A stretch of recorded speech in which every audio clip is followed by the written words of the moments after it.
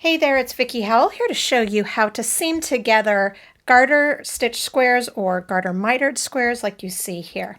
All right, if you don't have a tail that is already connected to your piece that's long enough for seaming, you can join one. And I suggest just coming up through the back, and I'm just going under the bumps because I'm working on I happen to be making a bag that'll be lined. I don't need to worry too much about this coming unwoven. If you are concerned about that though, you can do the traditional weave-in of going under, over, then looping back under, over a couple of times just to really make sure you're in there. I'm just not worried about it, so I'm not gonna do all that. So you wanna pull it through, and I leave a little bit for snipping later just for safety. And now you're attached. Okay, from here, I'm gonna get a little bit closer. All right, from here, you are going to, as much as you can, match up bump to bump. Now this happens to be, this particular pairing right here happens to be rows to rows, so that's pretty easy. But really what you want to do is you just want to make sure that you're as lined up as possible. So you're going to come up with your needle on one side, the opposite side that you join the yarn, and pull it.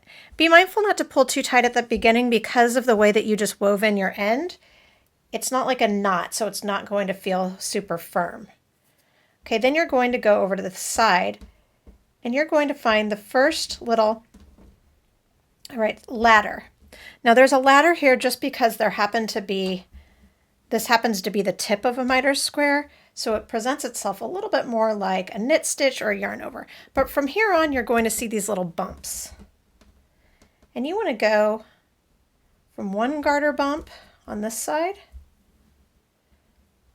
pulling the yarn through, to the next garter bump on the other side. And then every couple of stitches, just kind of flatten out your piece, make sure that you haven't pulled tighter on one side than the other. It really helps to do this on a flat surface versus having it laying down on your lap if that's at all possible, but just get it done.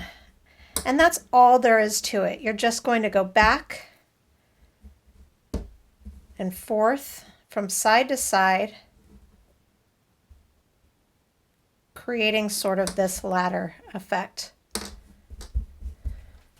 And you will just do that until your two strips or two squares, whatever it is that you have pieced together, are all combined.